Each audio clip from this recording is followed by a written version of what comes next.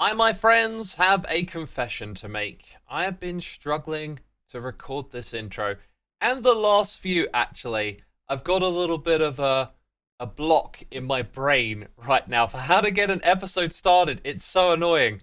So I figured I'd start by telling you that. And of course, when we start a video, I want to get you excited for what's going to be in it. And it's going to be mostly about this tree farm and what comes underneath it, which is some auto crafting. We have already done auto crafting with the bamboo blocks that are stockpiled over here. If you take some out, you get some more. But with this project, we're going to take it to another level. And by that, I mean auto crafting all of these items in one single location. And in the fantastical underworld of Loglands, we're going to be adding this in this area over here today. So, welcome back to another episode of Hermitcraft. This one is, as you know, going to be all about tree farming and auto crafting. And if the farm looks familiar at all, it is the same design that I created last season. This is our Season 9 tree farm. It works with both oak and birch logs. And as you'll see in this brief time lapse, I have put this thing to the test with the both of them. Just running it for a long time, getting lots of oak logs and lots of birch logs. And those were just some tests that I conducted to see if the farm still worked. I couldn't see a reason it wouldn't, but I didn't exactly create enough storage for those tests because look at this. Tons and tons of wood. It's all backed up. This took like 20 minutes. It just produces an absurd amount of wood. Now, some of you would have seen this all in Season 9, and some of you will be new, so I'll give you a brief introduction to this farm. We are currently looking at the end part of this, where we start by detecting wood being pushed through, and we send a signal up. But this sticky piston here with the observer, and that one over there, they're actually like a counter system, where it creates a signal every other time. So every 4 logs that get moved across, we activate our TNT duper. It drops it down into the water pool, it lands on the obsidian here, blows up the logs, and the water pushes them into the hoppers. Now, the rest of the farm might look really complicated, but it's kind of simple when you can see it in action.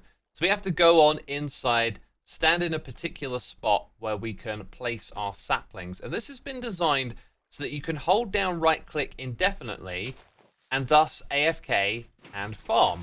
So the other side of that sapling is the dispenser with the bone meal, and around here is a contraption to remove all of the leaves and then let them drop onto the hoppers so that you get a replenishment of saplings in this dispenser.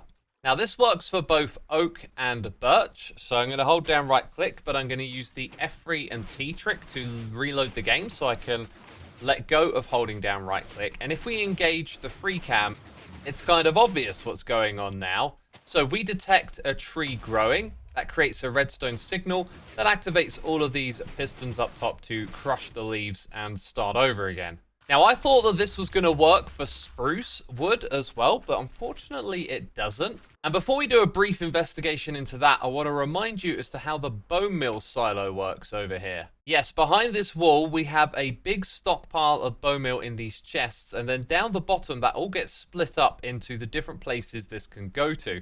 So here you'll see that I've added another chain coming down, and then it goes across, and I've kind of snuck it in through here.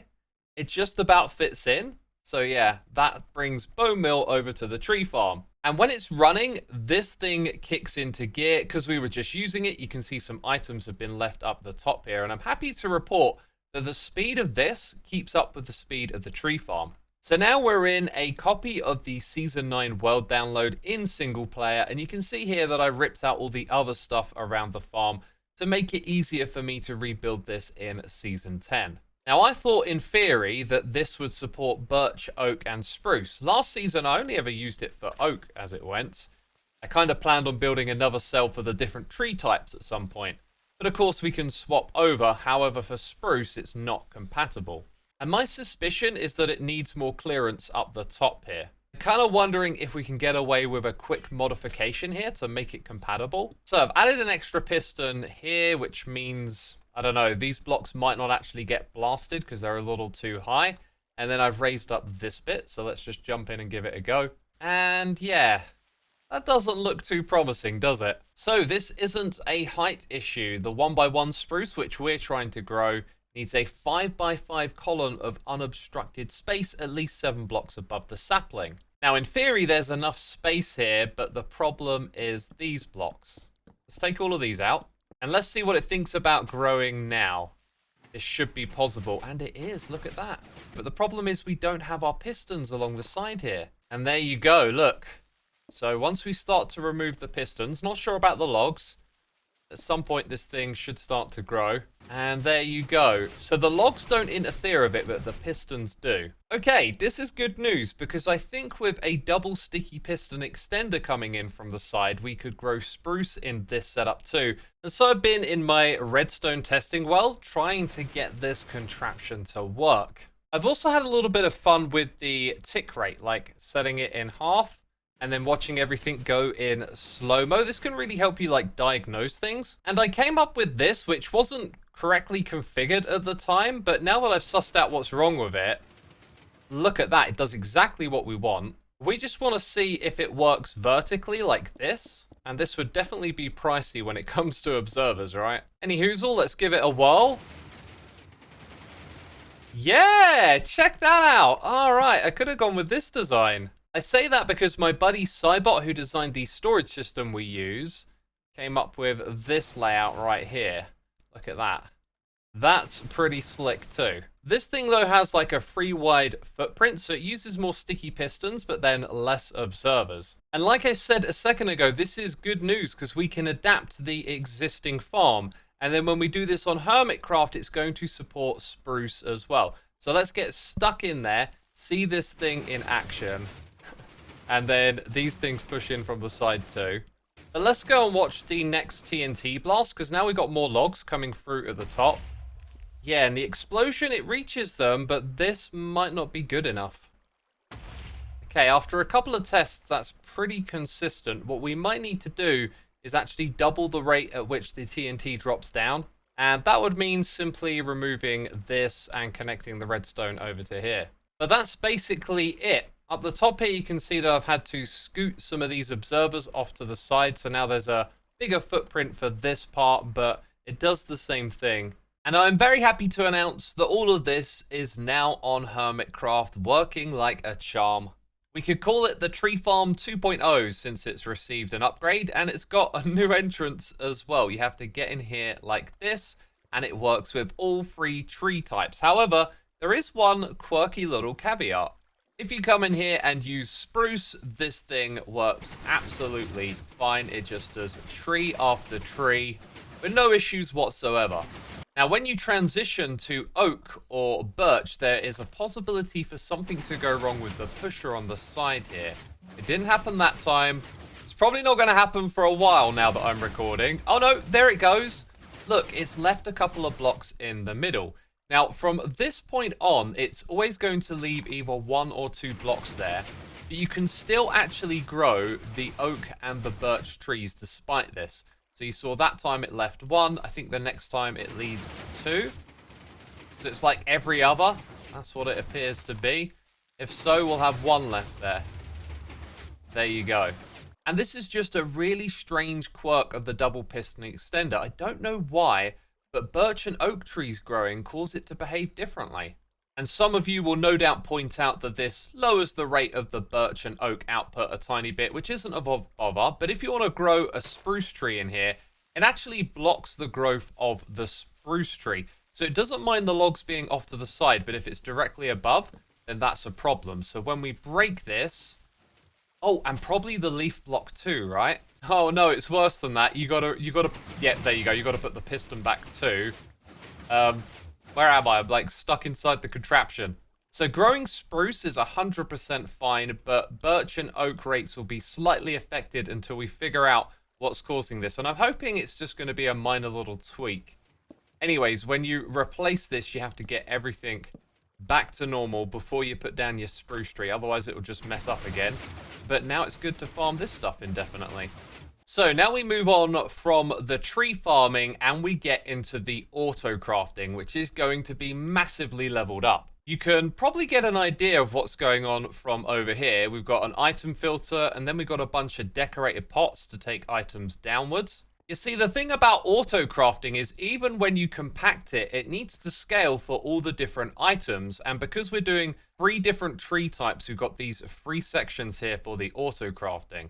And just to throw it back to the beginning of this video, we're doing all of these items, but for all 3 tree types, which is why it's so massive. And so the filters that we have up the top here will divert each of the different wood types to each of the levels.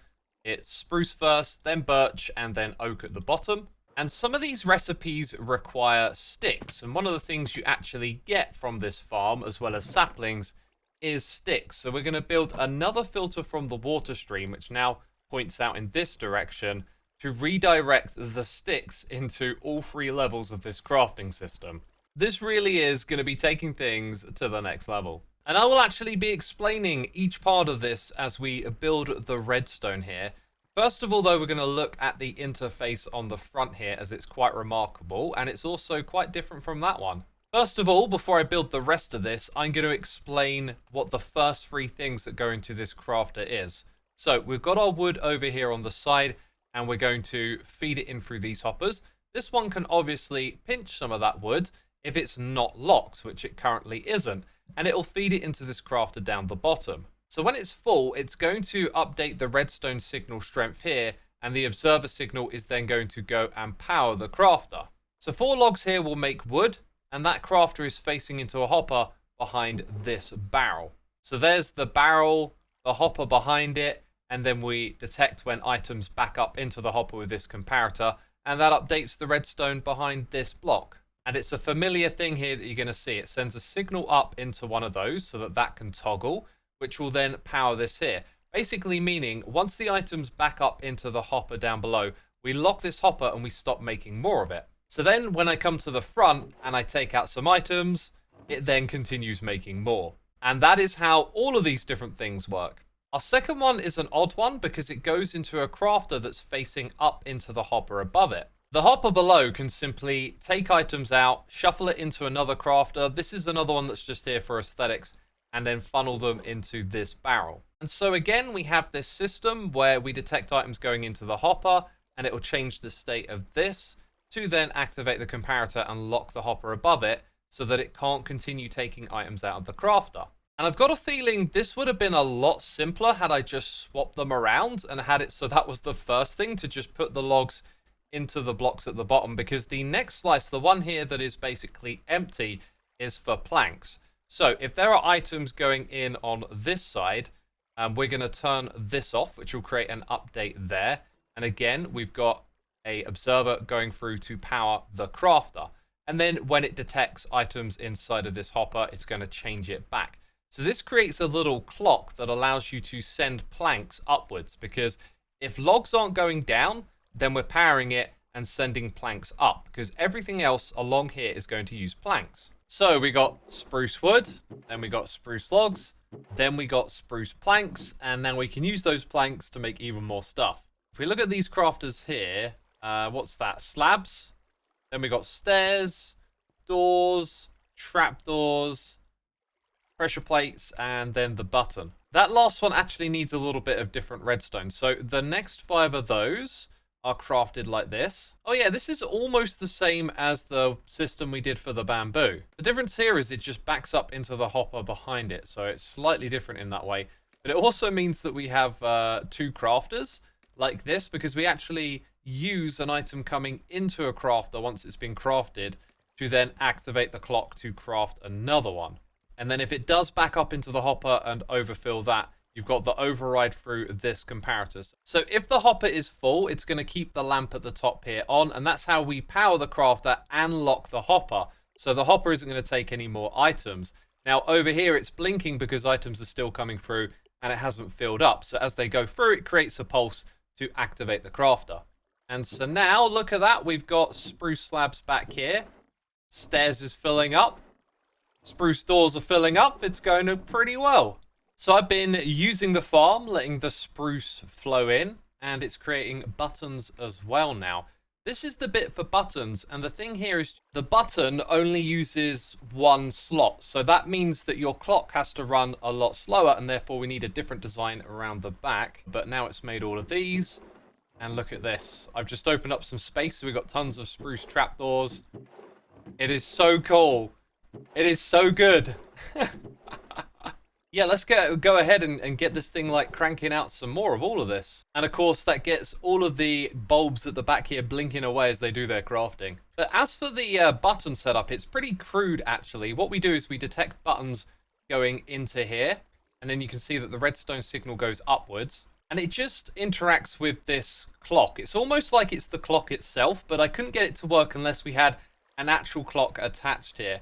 So this means it'll never craft too fast, and also when the storage fills up, then the torch stays on and the clock isn't running.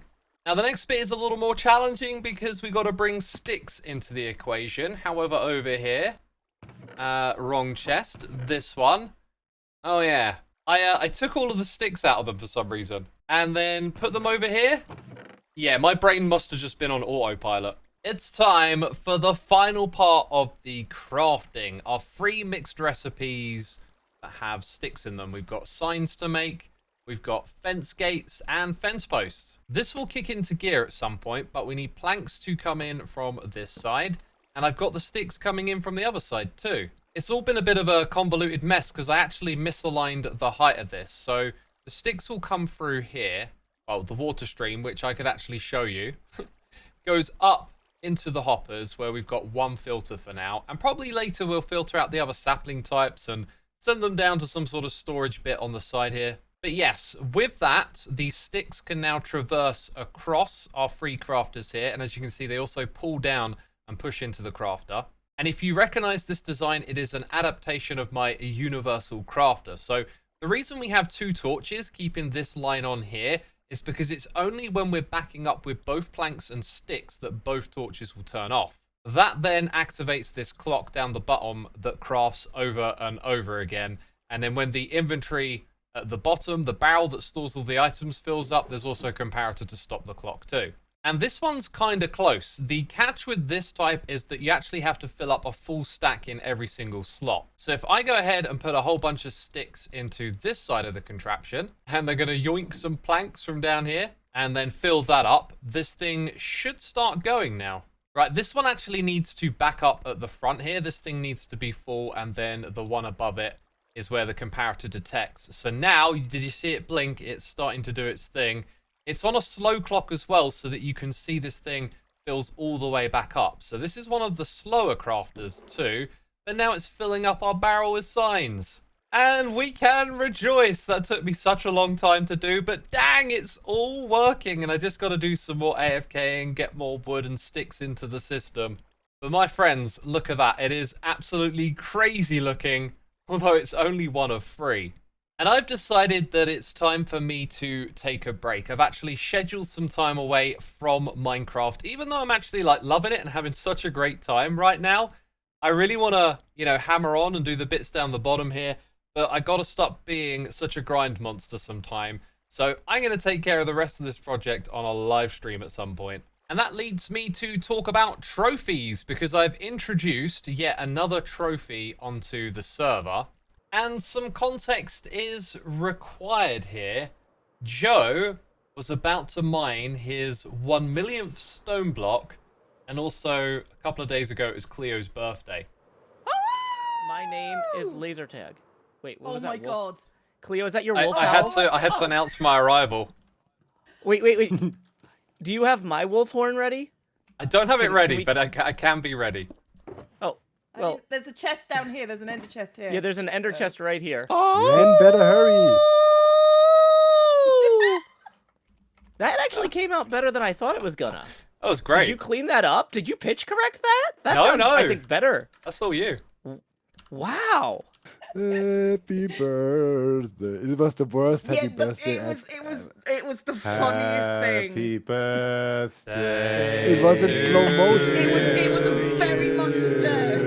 Happy birthday Happy birthday. Happy birthday, dear Cleo. Cleo. Happy birthday Happy to you. birthday to you. Wait, aren't we here for Joe? Okay. actually? Old news So- now.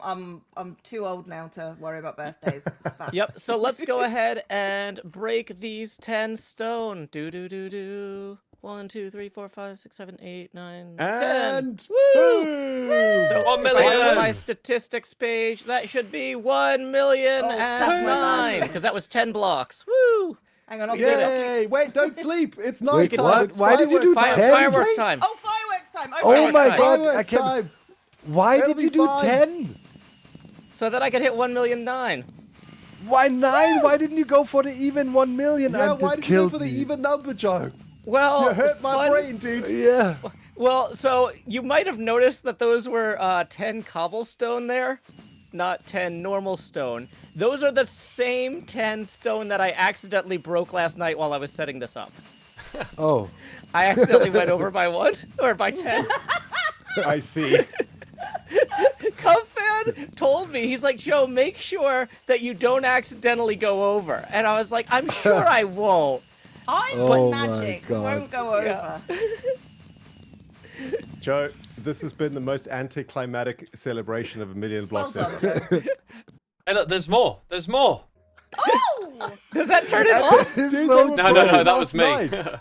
He hit the million number yesterday. Oh, Oh, hey, Joe. a trophy. Wow.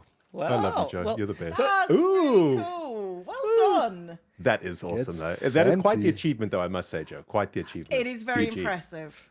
Thank you. Thank you. Yeah, I originally was not going to do anything to celebrate this because I was just like, oh, Because incidentally, clearly you don't mining a care lot of about stone. 1 million.